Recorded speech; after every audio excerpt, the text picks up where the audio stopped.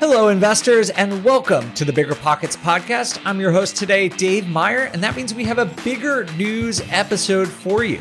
Today, we're bringing in a lender expert, Caeli Ridge, who specializes in helping investors. Caeli's going to give us a brief update on what's going on in the mortgage market and provide some advice on how investors can navigate the current market. So we're going to talk to Caeli, but make sure to stick around after that because I'm going to talk a little bit more about the economy and about why interest rates are staying higher than I think a lot of people expected them to. So make sure to stick around. It's only 5 or 10 minutes. I think it will really help you understand what's going on in the mortgage market and what might happen over the rest of the year. Before we jump into our interview, though, I do want to share a resource with you that I actually created. I know that right now, a lot of investors are struggling with high mortgage rates and are trying to figure out what financing options are right for them. So in order to help you, I created this downloadable guide that you can get for free at biggerpockets.com/resources. And the whole point there is a personalized guide to picking the right mortgage for you. So hopefully the interview with Caeli and the context that I'm going to provide will help you understand what's going on in the market. But if you're still thinking like, what does this mean for me? What mortgage is right for me? Go to biggerpockets.com/resources and check that out. And if you're a BiggerPockets Pro member, I'm actually going to be hosting a workshop with Q&A about what's going on in the mortgage market, what's going on with financing right now. That's on March 28th, and it is free for all BiggerPockets Pro members. So with that said, let's jump right into our conversation with Caeli Ridge. Caeli, welcome back to the show. Thanks for being here. Hey, Dave. Great to be here. Thank you guys for having me back. Well, we are very happy to have an experienced lender like you joining us today because mortgage rates are obviously on top of everyone's mind, particularly real estate investors. And so can you just give us a rundown on where rates have gone over the first quarter of 2024? So I think we saw some improvement late last year, and I think people were optimistic. I feel like the secondary markets in Wall Street have a way of interpreting what the feds are saying and kind of putting in their own wishful thinking. I think a lot of the expectation was that they would be lower than they are right now. That isn't necessarily the case. Not to toot my own horn, but I've been kind of holding steady for the June-ish, July range for our first rate cuts. You can't fight the Fed, man. I may end up saying that again in this interview. You got to listen to what they have to say. I think they're better than they were most of last year. They're worse than they were end of last year. But I think that overall, we can expect some improvement in the coming months. That said, and I've said this before too, rates go down slower than they go up. Historically, they're always going to come down much slower than when we see them go up. So we just have to kind of be a little bit more patient and see where that takes us. I do want to jump into what you said about some of the wishful thinking and Fed behavior, but can you just give everyone just a quick snapshot of where rates are today? And just for the record, we were recording this in the middle of March. It is March 13th, so it could have changed by the time this episode comes out or you listen to this episode. But what are rates where we sit today? So I looked this up before we got on, and remember, you guys, the LLPA. So I need to give you what the schematic is for this. But 6.875 would be the rate that you would lock at today with 2 points based on the following variables: a single-family residence, a purchase, an investment property, 760 or better credit, with 25% down on a 30-year fixed mortgage. That's the interest rate you would be locking today based on all those variables. Okay. And that's for an investor. That is an investor loan. If we want to look at an owner-occupied or primary residence, you can usually expect to see about a point better in interest rate overall, as opposed to an investment property. Oh, that's better than I thought you were going to say. So that's encouraging. Yeah. I did kind of put out some notes that I think might be useful for everyone, and I'm going to get into just a few of those if you're okay with it. Please. When we start talking about interest rates, everybody, there is this psychology that centers around an interest rate that I really work hard to try and dispel, or at least provide the information so that you guys understand the science, the math that's going on behind an interest rate, especially for us investors. So just a few things that I would touch on. If you take it and you make it emotional, it's only going to hurt you. The interest rate is not a big crazy monster. There is a very specific set of formulas or calculations that you should be doing in order to determine where the interest rate needs to be for what your expected return is. Okay. A couple of good examples are, when we kind of get all tied up into the interest rate phenomenon, you need to look at the principal and interest payment difference between, let's say, competing rates. Let's say you've got two different quotes, and one of which is 7% and one is a 6.5%. The first thing I want you to do is I want you to look at the principal and interest payment differences between those two. Don't worry about the taxes and insurance. Those are going to be static. But look at the principal and interest payment difference between whatever you're being quoted.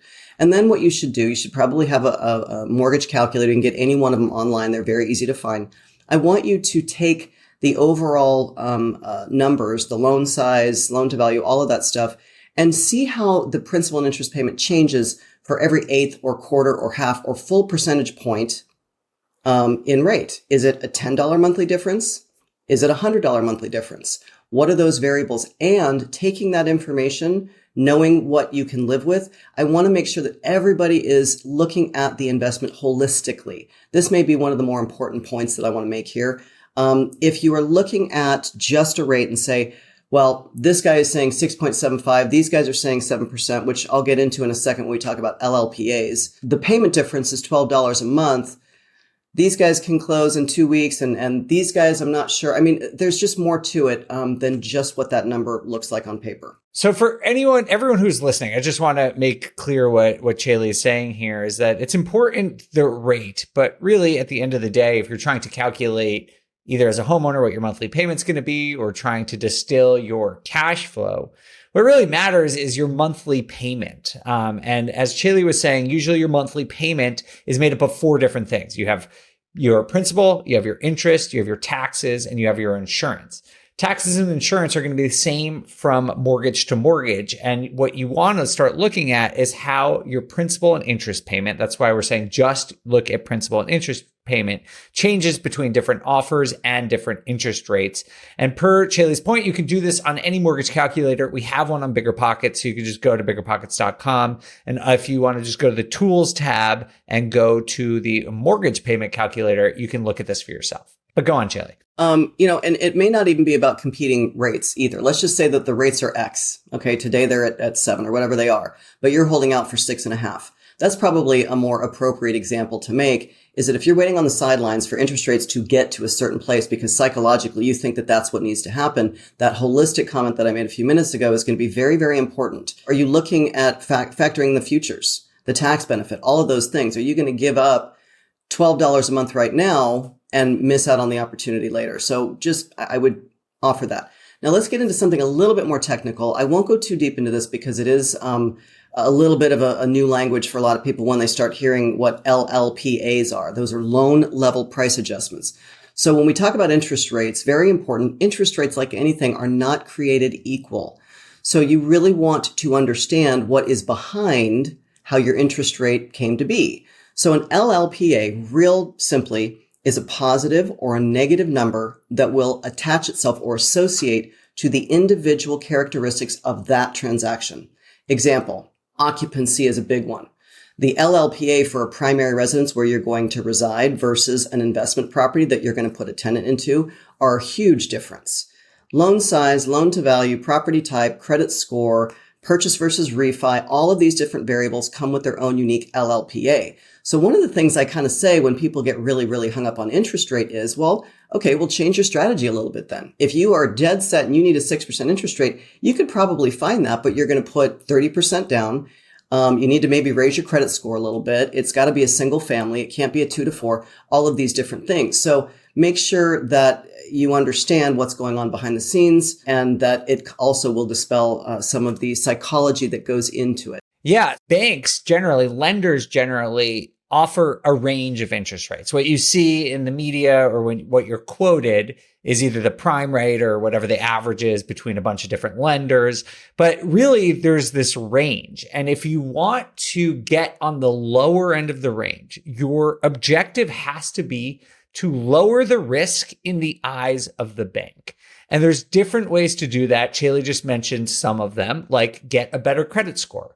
When you have a better credit score, the bank sees less risk in you. owner occupants they see less risk in, if you shorten the term of your loan from 30 to 15 years. These are all ways that you can signal to the bank that you are less risky, and they will typically offer a better rate in the form of better LLPAs, as Caeli just said. Yeah, great points. And then, of course, you can buy the rate down. Now, depending on your circumstances, paying additional points to get a lower interest rate may or may not work. The math there is very simple. Going back to figuring out the payment difference, principal and interest only, between this rate and that rate, and then the cost difference in points, you simply divide those two numbers, payment difference by the overall extra cost for the lower rate, and that will yield the number of months it takes to recapture that upfront cost for the savings that you're expecting. More often than not, especially in this higher rate environment, that is not going to be to your advantage, especially because most of us are going to be refinancing in 2, 3, 5 years or whatever. So paying the extra for a lower rate right now, not sure that makes sense for most circumstances. I mean, not all, but for most. And Caeli, how much does that usually cost to buy down your rate? So it's very difficult to gauge an actual. It's not like I can say for every 1% in points, you're going to reduce your rate by 0.5 point. It doesn't work that way. And similar to the LLPA conversation and day by day and where secondary markets are trading, it can be all over the map. I wish I could give you an average rule of thumb, but they're just, especially right now when rates are just kind of in this weird space, it would really be impossible to say for this, you're going to get this. Okay. I'm kind of remembering like 2 or 3 years ago, I made a spreadsheet that helps you calculate if it's worth it to buy the points on your mortgage. We will link to that. It's free for BiggerPockets members, so we'll put that in the show description. But per Caeli's point, you can't just like enter in a number. You're going to have to get a quote from a lender, and then you could enter that into the spreadsheet that I've created, and it will tell you sort of like, if you plan to refinance in 2 years, it's not worth it. Or if you plan to wait 5 years, it's worth it. So it really is, depends on the inputs that you put in and the assumptions that you make, but that could help you decide if it's worth it or not to buy down the points. The calculator or the simulator that you have there, I assume, and I don't know this, but the tax benefit of points, right? Most of us are aware that points specific to an investment property are tax deductible. Mm-hmm. So there may be some secondary advantage there that might be worth considering as well when you guys are looking at whether or not to do that. That's a great point. No pun intended. Pun totally intended. That's funny. Well, let's talk about sort of the future a little bit. You mentioned earlier that you think that June is sort of the timeline for Fed cuts. If you listen to this podcast, you may know this, but let me just reiterate that Fed rate cuts are not necessarily correlated with declines in mortgage rates. That is more correlated with bond yields. And we're going to talk about this a little bit more just in a couple of minutes, but just want to make that clear up front. But what makes you think that, the federal funds rate and monetary policy might shift a little bit in the June timeline? So, if you guys really want to be prepared and track where rates are going to go and when they're going to go, you need to listen to the Fed. Go to the federalreserve.gov, website, select monetary policy, and then from there on the drop down, go to meeting calendars and information, I think it is. And it'll show you when the Feds are meeting. And in fact, this is timely because the next one is this month in March, the 19th and the 20th. And this will be a very unique meeting because it's going to be combined with summary of economic projections. So I think that when we see that, that'll be a real good precursor to tell us what is really coming and how. So the overall answer to your question, Dave, I apologize, I took you around the block, is going to be about inflation, right? And I don't know how much time we want to spend on this, but the metrics to look at where inflation is, you've got your PCE, your CPI. If we dig into that, you let me know. Jobs report, GDP, all of those things, they're watching very, very closely. Specifically, the PCE is the one that Fed favors when they're going to decide where inflationary numbers are and when interest rates are going to be cut. They are dead set on that 2% number. And also in preparation to this conversation with you, I started doing some research. I've asked this question before and nobody was able to answer it. So I just started doing my own Google search. And while it came from a reliable source, I have not done my own digging. I was surprised to find out that the monetary policy for inflation of 2% was only initiated a little over a decade ago by one of the former Fed chairs, Ben Bernanke. It didn't exist. I assumed it was this long-standing thing. And in fact, No, it was not. Nope. It was made up in New Zealand, actually. Right. In the 90s, Yeah. I think. Prior to the 1990s, there was no inflation target that I know of from any central bank. And for some reason or another, I can't remember the specifics, but in New Zealand, they decided they needed a target. They came up with 2% as the target, and the rest of the world adopted it. And so that's where we are right now. And we in this country, it was only 2012. I was so surprised by that. I just assumed that this was, something way back when the forefathers or something and had come up with this is the metric for inflation. But no, it's a relatively new. And I'm not sure that I agree that that's where it should be, but that's probably another conversation. Did I answer the question? Yes, you did. And just so everyone knows, the summary of economic projections is something that the Fed puts out. I think it's quarterly, but basically it is a analyst like mine's dream. They put together all these charts and all this data about what is happening and what they think is going to happen. And there's this thing called the dot plot. And that's what everyone gets all up in a frenzy about. The dot plot is basically a survey of all the Fed governors, all the people who participate in these meetings, and where they think that interest rates are going to go by the end of the year, 1 year out, and I think it goes up to 2 years out. So this is what all the people on Wall Street and all the lenders are looking at for these summary of economic projections, because it's the Fed telling us where they think things are going to go. But it's really important to know that they're not always right. They don't follow the dot plot. They don't follow the summary of economic projections exactly. They wait to see what's going to happen with inflation, with jobs reports, like Caeli was saying. And so it's just an indication of where things to go. And in my opinion, sometimes people overweigh what's in these reports and sort of jump to some conclusions and don't wait for the data and policy to actually bear out. Because there's a lag, right? Maybe we should get a dot plot for how many times they're right or wrong when they predict what's going to happen. I bet you someone's done that. That's a great idea. We should look that up. Yeah. Well, Caeli, before we let you go, is there any advice that you have for investors about how to navigate this interesting rate environment? Do your math. Like I always say, make sure that you understand what the real math is. I would tell you that leverage, the higher the leverage, typically you'll find if you understand what the math is, it's going to give you the greater rate of return on the investment more often than not. And start expanding your horizons for what your expectation on your investment is, and maybe change strategy a little bit, right? If you had one expectation that's still stuck in 2020, 2021, maybe it's time to kind of open up to other ideas of real estate investing, because there's a lot of different legs under that stool and ways that you can still be in real estate in that asset class and up the return that you're not getting on the old model. Well, thank you so much for joining us, Caeli. As always, we appreciate your time. Thank you, Dave. It was great to be here. Good to see you. All right. So that was some super helpful information from Caeli. Really appreciate her being here. And I can imagine that this news that rates are a little bit higher than a lot of people were expecting is disappointing to a lot of people, because obviously mortgage rates really impact your ability to afford an investment property or your primary residence. And I want to just dive one level deeper here and just explain why rates have stayed a bit higher than a lot of people were projecting. And I am honestly not surprised. Like, listen, I get stuff wrong all the time, but this is something that I thought was sort of clear, that rates weren't going to come down over the last couple of months. And there's a few reasons for that. One is that right now, the economy is still hotter than the Fed wants it to be. So that is the number one thing that we're looking at here. Inflation is a product of an overheated economy, and the Fed is going to wait until the economy cools down and inflation cools down before they start dropping rates. But by a lot of the metrics that the Fed cares about, the economy is just still too hot. And there's a lot of debate about what metrics the Fed should be looking at. I'm not going to get into that today. What I'm just going to say is that the Fed really cares a lot about the labor market and how many jobs there are, and they care about inflation as measured by the Consumer Price Index, or the PCE.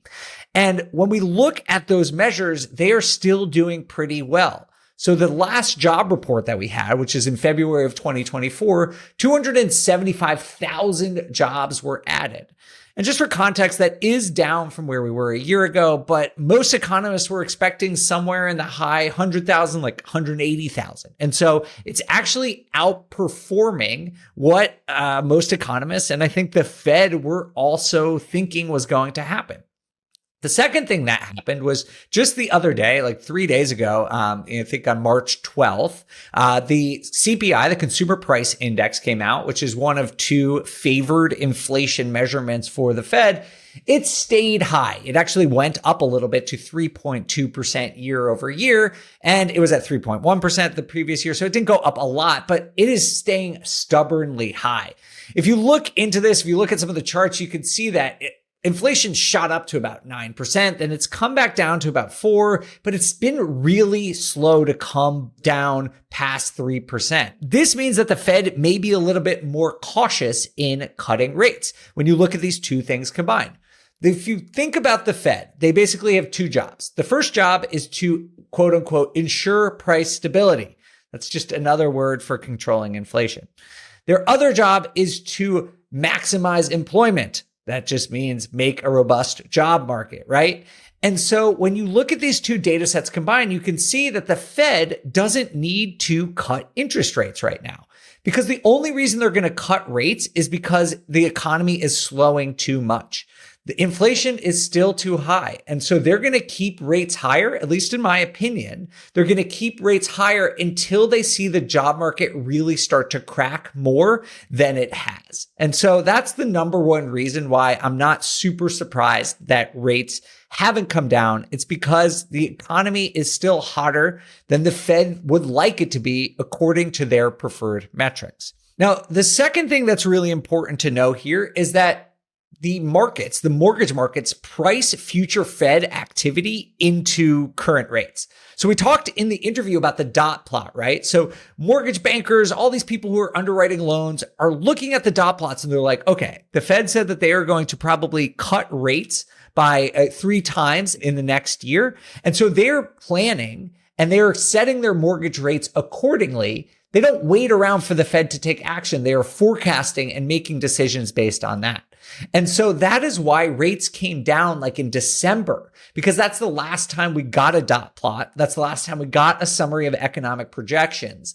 And so people looked at that and they're like, okay, things are going great. We're going to bake that in. And that's great because mortgage rates did come down. But that means that as long as the Fed just follows the plan that they thought they were going to do, rates won't come down anymore because that is already planned into mortgage rates. So that is number two. Number one, just is the economy is too hot. Number two is that future Fed cuts are already baked into rates. And number three, and this one is super important, is the Fed does not control mortgage rates. I know they influence mortgage rates, but they do not set them. If you look at data, or if you Google this, feel free to go Google this, but mortgage rates are very closely correlated to the yield on the 10-year US Treasury. And I don't have time to get into that. Actually, if you're going to attend the market intelligence workshop I talked about at the beginning of the episode, we're going to get all into that. But for now, just take my word for it. That is actually what happens. And although bond yields sometimes do come down when the Fed cuts rates, they don't necessarily do that. Instead, bond rates are influenced, yes, by monetary policy here in the United States. Monetary policy is just a fancy word for what the Fed is doing. But it is also influenced by monetary policy by other countries, like what is going on in the Eurozone or Japan. That actually influences bond yields here in the US. Recession risk actually influences bond yields pretty significantly.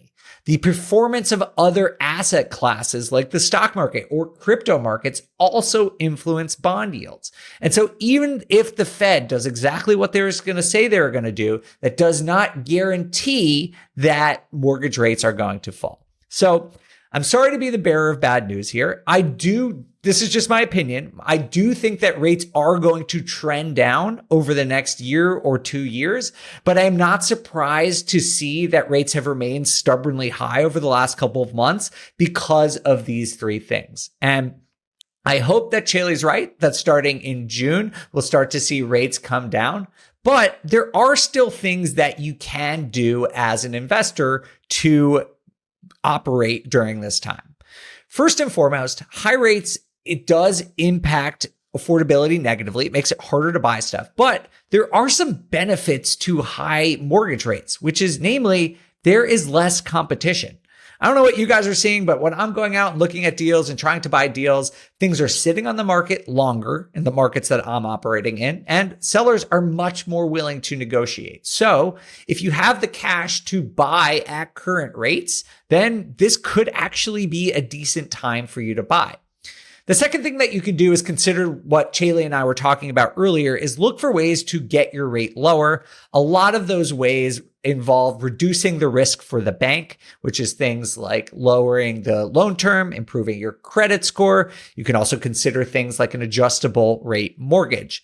The other thing that you could do is perhaps consider adjusting your real estate investing strategy, like doing a house hack where you often get owner-occupied rates, which, as Caeli said, are less expensive than investor rates. So I know no one wants to hear that rates are staying higher for a little bit longer, but there are still things that you can do. And hopefully from this episode, you've learned how you can monitor mortgage rates and interest rates and monetary policy to get an idea of what's coming down the pipe so you can make informed investing decisions.